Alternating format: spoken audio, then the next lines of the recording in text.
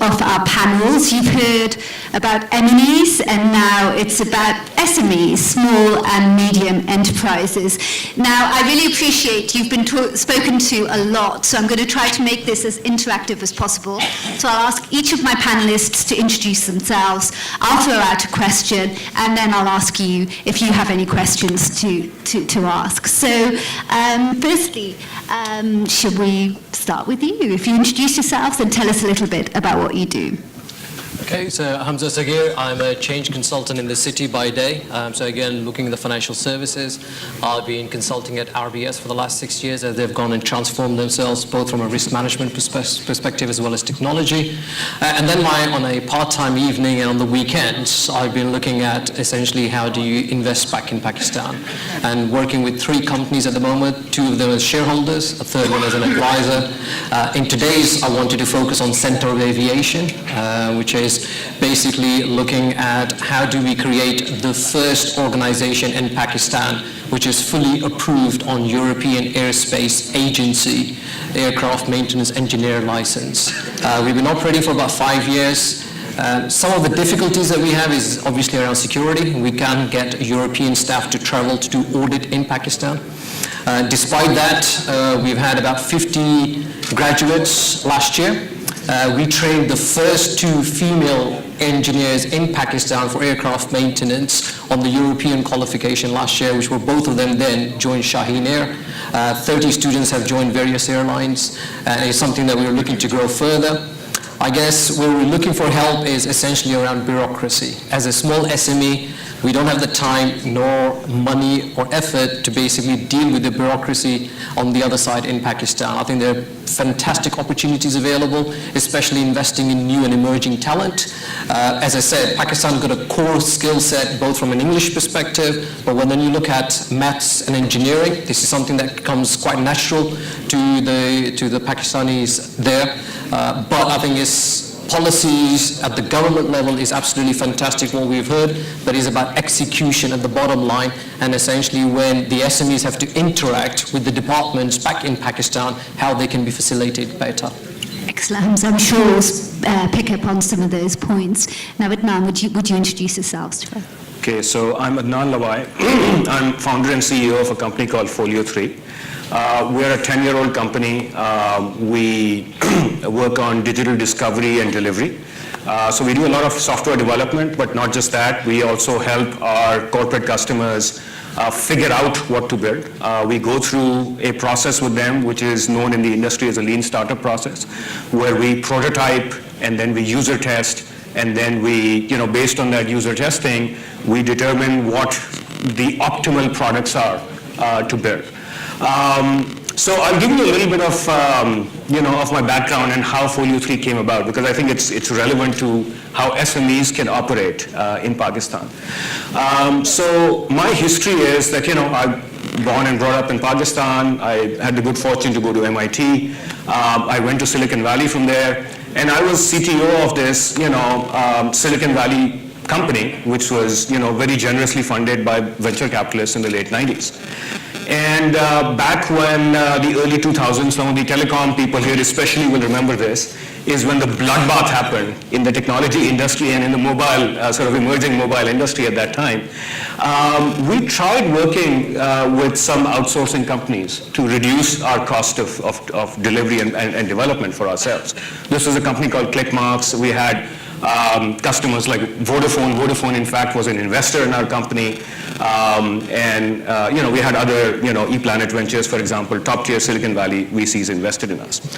And at that point, we said, look, there was a few of us, 2 or 3 of us from Karachi at that point in the company, and we said, look, we figured out a way to hire top talent in Silicon Valley at a time when it is extremely difficult to hire top talent in Silicon Valley for a smaller company. The situation at that time was similar to the situation that we find ourselves in today, which is that all the best engineers in Silicon Valley are sucked up by Google and Facebook and LinkedIn, etc. And so we said, let's go to Karachi and see if we can pick up some of this talent, right? And we had this very rigorous process of identifying and hiring these people. So we went there and we were successful. We hired up a team of about 20 or so initial people, and we were able to actually take absolutely top-notch product engineering, a team from Silicon Valley and transfer it into Pakistan. We had our leadership team in the US, but our delivery team was largely based in Karachi. A few years later, I actually moved to Pakistan to take that core and build that into a company, and that company today is Folio 3. Some of the things that I think were really key to reasons of our success, and these have as much to do with Pakistan's disadvantages as they have to do with Pakistan's advantages. The fact that Google and Facebook and Microsoft and all these big companies are not in Pakistan hiring the top talent actually work to our advantage, right? And so one of the big problems, for example, that especially middle and small companies face when they are doing development in a place like India, for example, or Vietnam or the Philippines, is that all the best talent is sucked up into these top sort of global names, right? Whereas in Pakistan, a company like Folio 3 does have access to the top talent, right? And the SME customers that come to us and the enterprise customers that come to us have access to that top talent. And so that really worked to our advantage in Pakistan. The other thing that I think, one of the things that we got right in Pakistan was that, we already had a functioning, tech startup, right? We had a great culture, we had great practices, right? And so we very deliberately took that and basically transplanted that into Pakistan, right? And so this culture of innovation, of design thinking, of thinking about a product from a customer point of view, of actively sort of putting yourself into the shoes of the customer. We very actively sort of fostered that culture and transplanted that culture, and then really encouraged that culture within our company. So for example, one of the things that we do is we have an annual idea bash, we call a hackathon essentially, right? Where engineers, and these are graduates of Karachi University and NED, where they learn how to program and so forth. But these people are challenged to come up with a business idea and approach it from a business angle and from a design angle, right? So these people are, they go through 2 weekends where they spend the night and, have lots of nihari and kebabs and, Coca-Cola and chai, right? And they come up with these great ideas, and it's similar to a business plan competition, that you might see in Silicon Valley, but, it's held internally. And it really encourages that culture that we are trying to foster, right? And so one of the things that I pitch when I go to my customers is that, look, we're in the same shoes, we're wearing the same shoes as you guys, right? We're coming at it from your perspective, right? And it's that same culture of innovation and challenging and, design thinking that we're bringing to the table. So anyway, that's a brief sort of introduction. Our company has customers like Barnes & Noble and Colgate-Palmolive and Standard Chartered Bank, as well as a slew of, technology startups in Silicon Valley that have been acquired by companies like Oracle and EMC and Kayak and so on and so forth. And it all starts with, identifying the best people, getting that talent, and then really actively fostering the talent and the culture within the company. Absolutely fascinating, Adnan. Thank you. Mir Nasir, if you could quickly introduce yourself. Mir Nasir, I'm the co-founder and CEO of a tech firm called Inbox. We are 16 years old. I started this company right out of college. In fact, I was in the last semester at that time. We are the largest tech firm in the country. We just got voted as the largest tech firm. We work with all kinds of principals around the world. We're about 2,000 people, a $45 million turnover, which is sizable for the country. the points that I would like to briefly touch upon right now is I think we're largely a local company, so I think one of the different things that I could bring to this table is I could give you a front row seat into the last 16 years of tech in Pakistan, because we've been working and most of our revenue was generated out of the country. So in 16 years, we've actually changed our business model almost 3-4 times, and I guess every tech firm has to do that to survive. And today, if you look at it, look at all the dynamics and the economic indicators of the country, it's very, very different from what, where we were even 4-5 years ago. This conference is about partnerships, and I think what's important, some of my colleagues in the previous panel, Mr. Kizilbash, also mentioned that we have the right ingredients going into Pakistan, like broadband and the youth. But I think one of the key ingredients, in my opinion, when any company wants to come into a different country and work, is the right partners. And I think that's what we would like to advocate, that even if you look at our neighboring countries, they became big, or the foreign MNCs started investing a lot, but in collaboration and partnership with the local firms there, because when you want to overcome challenges in the country, some of the challenges you mentioned, some of the security challenges or the other challenges, it's very important to have local presence, strong local presence, people who know the landscape. And that's what we would like to advocate and bring to the table. And I think, I guess as we go along with the discussions about where it's all headed, I think what I'm talking about right now will fit very well into where exactly all of this is headed. Great, thank you very much. So if I could ask each of you, you've touched on it briefly, what would you say is the biggest advantage and the biggest disadvantage for you operating in Pakistan? Well, I think Adnan touched on some of the points there, which is about what you do have is emerging talent. You've got a young population that wants to do well. Traditionally, especially within the urban areas, there's a huge concentration and investment in educating the kids. From our perspective, what we're very interested in is just not giving them an education, but then directly linked to employability. And hence, both from an aviation perspective, but then aviation looking at the digital space, augmented reality is going to be quite instrumental in the vocational space. So I think the advantage is from my perspective, I was born in Karachi, right? I moved into this country when I was about 12 years old. So I've always got those deep roots back in Pakistan. And it's about what is it that I can do back for the country there. And then there are a number of things that we come across from a technology perspective, let's say from a UK or European space and in the States, where they're about 3 or 4 years ahead, is how could you take some of those ideas and start to flourish them. And they will flourish as long as you've got the right environment available in Pakistan. As I said, I think at the policy level, from what we've heard today, is some fantastic stuff. I first tried to go and do business back straight out of the university in LSE back in 2000, and after a year I came back.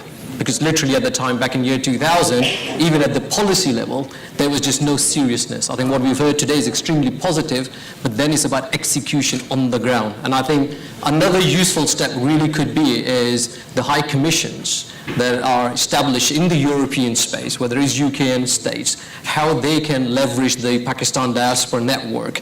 And when we're looking to back to business, just to break down some of those barriers, because you know what? If I need to open a company in UK, it will take me literally 2 hours to go onto the internet and I get a certificate from a company registration, plus I get 2 subsidies. I get 33% incentive for any R&D investment, and secondly, if I was to bring any investors, they will get a 50% tax relief for the first £150,000 investment in my company, if it's a technology startup or any innovation. That's fantastic tax policy, and you know what, immediately I can then start to go and attract investors as long as I've got a good idea. And I think from an SME perspective, that's some of the stuff from the UK perspective that could be looked at, but it's really execution on the ground, because we don't have enough time as SMEs. We want to be able to just go and get on and do the business. Okay, execution on the ground. Adnan, biggest advantage, biggest disadvantage? So Pakistan is a hidden gem, and I think there's the advantage and the disadvantage. I think the advantages are that, as Hamza also pointed out, I think we have a young, talented workforce. The fact that, in the SME space, we don't need to contend with these really big players. the fact that, it is kind of a little bit hidden is an advantage, right? I think in terms of government policy, look, I heard some comments about broadband access and so forth. We give these, 4G, little dongles that people sort of, plug into their laptops, go home, and they do their customer meetings at night. And, we have great bandwidth, a couple of megabits, which is enough for a call and a WebEx session and something. And so at least in Karachi, which is what I know about, that works really well, right? There are infrastructure issues, obviously, but, if you need to do business in Karachi or Lahore, etc., you just figure it out. You put your generator and your UPS, etc., and, you just take care of it, right? I think the biggest disadvantage that, the tax, by the way, the tax credit that we get as an IT company, I think is a huge advantage, right? And, I would encourage people who are considering investing in there to really, consider that. And I think that's an advantage that should be, made available in the longer term. The biggest place where I would like government in particular to address is Pakistan's perception problem, right? Look, every emerging market, whether it's Vietnam, which I tried to go and start an offshore office in, or India, or Philippines, or, you name it, right?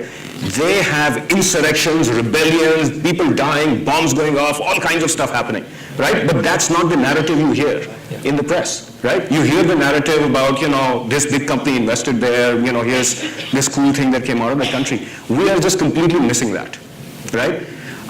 We need to do a serious sort of effort in terms of branding and marketing Pakistan particularly as a digital, but as an export market, right?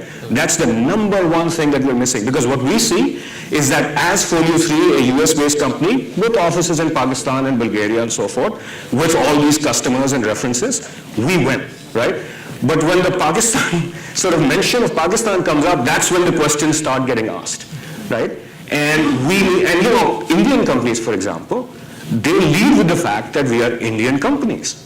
Hire us, we are from India, because, India is a recognized, digital powerhouse, right? So we really need to do some work there. I think that's the biggest difference. And as Hamza mentioned, is it utilizing the diaspora networks, the huge diaspora in the UK and Europe? Absolutely. I think that would be a fantastic way to do it. I think there needs to be investment made, and I think this needs to be done in a smart way. I think we need to befriend journalists. We need to feed them the right stories. We need to, have these type of events where, we invite intellectuals and journalists and opinion makers. And, it's a long-term project, but it's something that is a desperate need, and it's something that, can start and can give us pretty quick results. Brilliant. Mir, biggest advantage, biggest disadvantage? I think the biggest advantage, in my opinion, is that the policies and all the indicators are pointing in the right direction. Now is the time to be in the country, invest in the country, be part of the wave. Because, if we can get to this stage and during the stormy days or the cloudy days, they're all gone now. I can tell you this because I'm a Pakistani, I do all my work in Pakistan, and I can tell you that the last 2-3 years, or even the coming 5-10 years, is going to be nothing like what it was maybe the last 15. So the biggest advantage is we're perfectly positioned now. You're reading all these articles about our, one of the biggest economies, and by 2030 and 40 will be one of the largest economies. Mudassar Malik mentioned that, he's so gung-ho in investing. Stock markets are doing well. There's tons of cash lying around. We're looking to go public. Even before we going public, we got so much interest in the company, and that doesn't come, people who are investing, very smart people, they know what they're doing. So if they are jumping to put money in our organization, being a complete local organization, then they probably see something, right? So I think the biggest advantage is we're perfectly positioned right now. Personally, if I think the biggest disadvantage that I feel, as in my company feels, is that we still have some level of brain drain. Brain drain. Brain drain. We still have some level of talent that leaves us and goes to these Googles and Facebooks or whatever. But if I was to look at the glass half full, considering the changing landscape in North America, I'm quite hopeful that some of those drains are going to come back, right? That's one way of looking at it.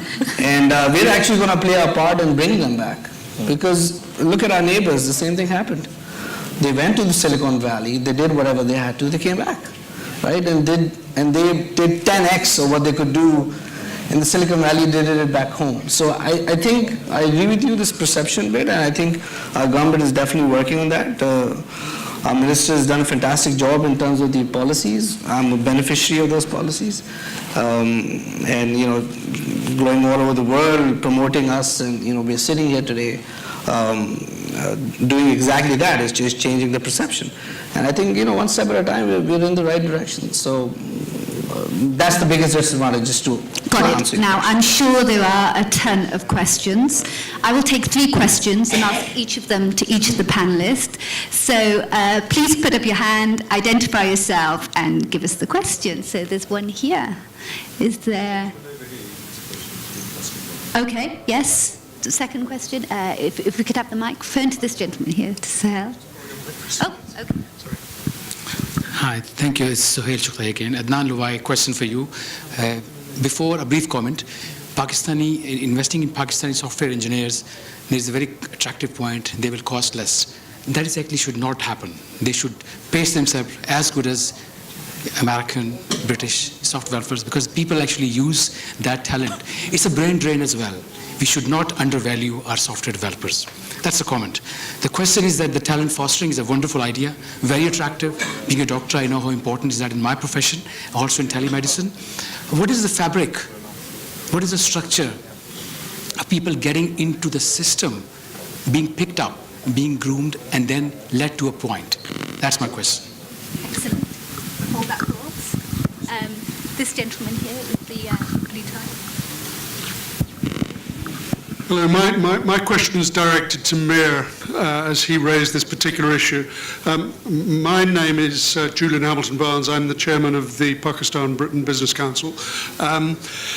Essentially, as I see it, we're talking about wonderful opportunities in Pakistan. There is a clear will to make this all happen, and there are constraints. There is the perception issue. But one issue that many of people that I talk about, which has already been highlighted here today, is the question of banking and setting up payment structures and payment systems. Now, we can talk about the digital economy growing enormously rapidly, but people who participate and use digital media must also be able to make payments and organize banking arrangements, and every SME that talks about setting up a business in Pakistan says, I have great difficulty in setting up bank accounts and organizing issues of that nature. Now, every bank that I've spoken to in Pakistan and in the United Kingdom about setting up bank accounts in Pakistan have all made it very clear that this is not simple. Now, I would like to hear what your experiences are, Mir, particularly, because you've set all these up, you've set up bank accounts, you were talking about the ease of setting up in the United Kingdom. This is an issue that has to be addressed in Pakistan to facilitate the digital explosion, as I call it. Okay, great. One more question, please. Thank you. Yes, gentleman. Thank you very much. The question is what the Pakistani diaspora could do to improve that perception what people have in West about Pakistan. And the second is little suggestion that Pakistan has suffered a lot due to number of problems, as we all know, and we don't want to go into that detail. Nonetheless, the Western governments and the people living here, they have left Pakistan struggling with this menace of extremism and terrorism. People have been talking about security issues. I think this is our collective responsibility living in West to support Pakistan in this very difficult time. Minister has put it in a very eloquent manner, how Pakistani nation is developing itself and they're moving forward. I think we need to really take that responsibility. We have to support Pakistan now. Okay, thank you very much. So Adnan, the first question was to you. How do you foster talent? What's the structure, the fabric of getting people into the system? So first of all, I think there is a different perspective on this brain drain. I think it's actually a very positive thing. And here's the reason why.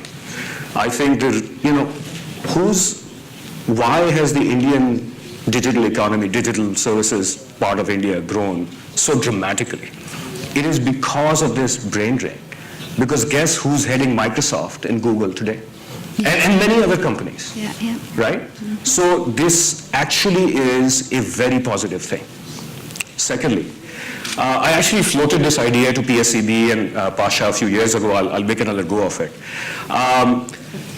The reason why the brain drain actually can work in your favor is because these guys go out, they acquire a lot of expertise, a lot of talent, and then they can come back and they can impart this expertise and talent to the people who lack it, right, who've gone through this very basic educational system, right? So my idea was, and this came out of my own experiences when we were a startup, we were only like 30 or 40 people, it was getting beyond my capability to manage everything, and so I was looking to hire a VP of engineering at that time. And I wanted to hire, because our market was outside, in the US primarily, I wanted to hire somebody from the US who could bring that expertise and that talent and skill set in there. And it was a big financial commitment for me, right, at that small size. And, we managed, but then my idea was that, look, why don't we put up a program where the government actually supports bringing these people back, right? If, so for example, you have this idea of a military service in many countries, right? And if we are to, really sort of, grow as a nation, if we can get our expats, who are just really incredible people, into Pakistan and spend 2 years, right, in Pakistan, doing something to grow Pakistani companies and businesses and non-profits or whatever, right? Obviously, it needs to be structured in a way that it is not abused and there is a very clear link between the expertise you're bringing in and so forth. But something like that, I think, I will bet you will just jumpstart the economy, okay? So that's part of the answer to you, which is, bring these expats back, whether it's through some government support or some kind of organic sort of way. But also I think that there is today with things like Coursera and Udacity and so forth, I mean, there's all these online courses that are out there that you can take in terms of project management, in terms of management, in terms of, bringing AI, you can just do, I was in fact thinking of doing it myself. You can learn, you can do a sequence in Coursera on AI, right? My engineers can do that, right? And they can all of a sudden become experts in AI, right? So we need to bring these best practices. It's never been easier in the history of the world, right? We need to bring these best practices into Pakistan. We need the right sort of personnel to be able to bring it. And there needs to be just a concerted effort. The execution needs to be strong. That's the way to do it. Okay, thank you. Mir, the second question was to you.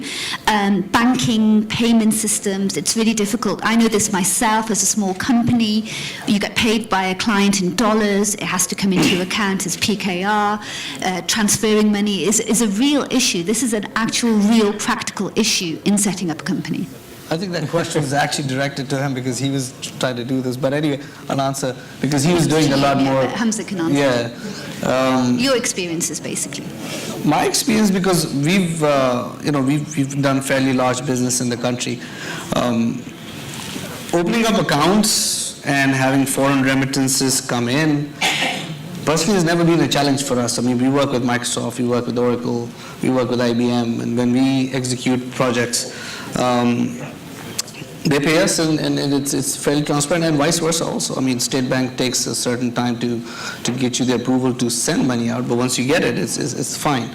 To set up a company, the last I checked, it was pretty straightforward. It would take about 2-3 weeks, and you could incorporate a firm. In fact, a tech firm now, State Bank has very clear codes for setting up an export-oriented software house and stuff. So my experience, I think, has been a fairly straightforward, but I think my experience is slightly less applicable because I'm more a domestic organization, and I work with domestically with MNCs which bring the money, and I think his organization is probably more relevant because he's set it up outside and he's trying to set up a back office. But there was also a point about online payments. Online is definitely something that is lagging, and to the best of my knowledge, there are a couple of companies that have actually developed good payment gateways. State Bank is working along those regulations. I won't be surprised if in the very near future they come up with a payment gateway, basically guidelines across it. The way I see it is, it's an idea whose time has come. We will not be able to hold it back. It's going to happen. Whether a foreign payment gateway comes in or a local payment gateway gets developed. You just look at the trends, right? So there were like a few thousand people here who had mobile wallets. Now mobile wallets is actually much bigger than traditional banking accounts. There was a few hundred millions that would pass through mobile financial systems. Now one of the organizations back home passes 700 billion rupees through mobile financial system. There used to be a few hundred merchants on the e-commerce. Now there are thousands of merchants there. So similarly, payment gateway is only going to be a matter of time before it comes in. Right now it's not there, but I think I won't be surprised if next year. It's just a matter of time. Did you want to pick up on that, Hamza? I think in terms of the banking, yes, there are certain constraints, but I haven't found it a showstopper. Pakistan is a high-risk category as far as the banking is concerned. You have to go through enhanced due diligence, both at this level and that, so getting the money into the country is not easy in order to be able to do the investment, and definitely when you're repatriating funds, you have to go through State Bank of Pakistan approval. And once you've gone through the process, as I said, it takes typically 3 months, the State Bank of Pakistan sets a limit, and then they will continuously increase the limit as they become more comfortable with the amount of funds that are going back and forth. So I think those challenges can be overcome, at least at an SME level, but you've got to be prepared to be persevere. And this is not something that's going to be stood up within weeks or days, but as long as you give yourself a sufficient time frame, then that can be overcome. The last point around the diaspora network. Yes, I was going to ask you that. Okay. What could the diaspora do in various countries, US, Europe, to improve the perception of Pakistan? I think this is what I would probably say. If you were to look at the example of the Indian diaspora, is lift and shift. Look at the way that they operate and network, both within Europe as well as the US. And when Narendra Modi came here, he had a reception of 60,000 people in Wembley stadiums. Those 60,000 people were ambassadors for India. And I think this is the perception that you've got to do, is our diaspora network, each single one of them should be an ambassador for Pakistan. And that's where we've got to be very well connected in terms of the narrative, which goes back to the embassies, which goes back to the High Commission. And you've got a very, very strong student body here that comes from Pakistan to get trained and educated both in Europe as well as US. And then those people, if they are going into industry, or those who have been here for the 15 to 20 years now looking to go back, it's about using them as leverage to really show them and celebrate. I mean, we're going to have 70 years independence. We've got to go and showcase Pakistan and what we've done in its pure limelight. As I said, every country's got issues. Every country got it, and they overcome them. But it's about the narrative and what's in the media. And I guess to a certain extent, the media in Pakistan has to play a very, very central game in this. Not everything is a sensational news. We've got to get real, concrete, evidence-based information out there. It's not just about creating the numbers, the pollings. It's about really, they've got to play a very, very constructive path in where Pakistan is going to be heading in the next 5 to 10 years. I say amen to that, absolutely. Now, we're going to wrap up now. I want to ask each of you, you have the Minister of Commerce here, you have the Minister of State, and you have the British High Commissioner. What's the one thing you would say to the Pakistan government would really help you and other businesses, other SMEs like you, to operate better in Pakistan? What's the one thing that you would like? Well, I think I mentioned earlier, which was about just pure execution. I think it's just for us to have certain level of comfort that when we do operate in Pakistan and you come across certain barriers dealing with government departments, we're used to a certain way of operating in this country, right?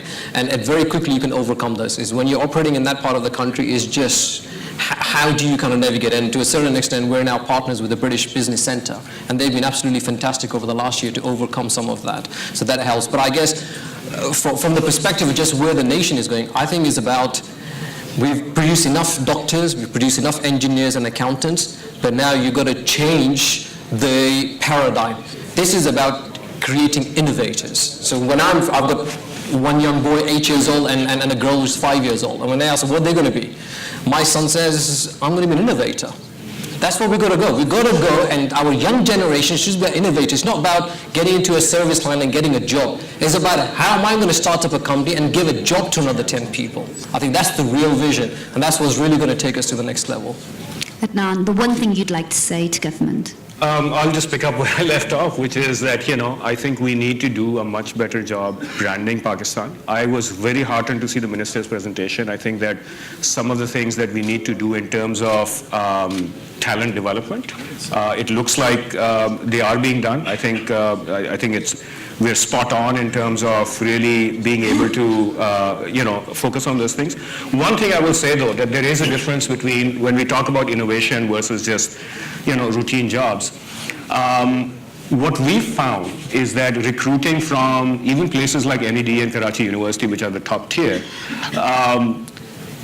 we find that, for at least the types of jobs that we need, the percentage, we take the sort of the top 10, 20% of those people, right? And it really should not be from those places, it should be like 90%, right? And so give a thought to the quality of those graduates that are coming out. And really, I think it's very simple, if there are certain practices, certain standards that are followed, because those top 10%, I mean, they're all smart people, right? But some of them work really hard. They do all their assignments by themselves, and others don't, right? And the guys who do their assignments and just work at it get employed at companies like Folio 3, others cannot, right? And so I think that, talent development is fantastic, and then the PR and, improving the perception and being able to execute on that is what I would ask for. Excellent. Amir, finally to you, what's the one thing you'd like to see? Well, I would obviously have a different view because I'm a local company and I work very closely with the whole IT sector and interact. So the one thing I would say is please stick around for another 10 years so that everything you started gets done. That's the one thing I would say. Otherwise, look, like I said, the rainy days are gone, the shiny days are here. We have our challenges, but I think we're persevering through it. So we need those 10 years to persevere through all of that, hopefully. So please. Excellent. Thank you so much. I think that was absolutely fascinating. I think you'll all agree. I want to thank each and every panelist, Hamza, Adnan, and Amir. What a brilliant discussion. And that's rounded us off. This is the last of the panel. The last you hear from me, I'll hand over to Jan. Thank you very much.